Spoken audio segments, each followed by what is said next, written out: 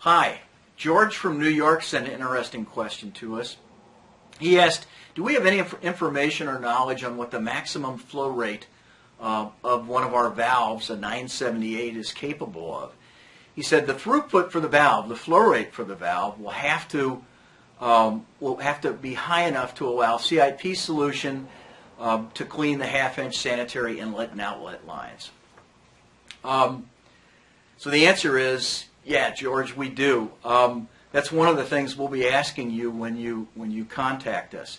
When you're selecting a control valve or regulator for any biopharmaceutical application that will be CIP'd and SIP'd, make sure you select a valve that's going to handle. Make sure we can select a valve that will handle the flows and differential pressures. And I say that because CIP and rinse fluids will have different velocities, different flow rates than the process that the control valve is being used to control, or a regulator.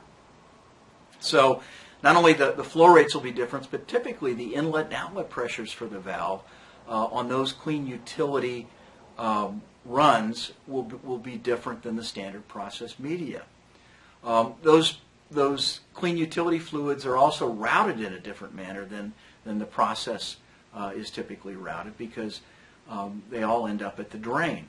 So when you're dealing with our rep or with us, we're going to ask you for a lot of information. We need the flow rate not only for the media but also for CIP and for rinse.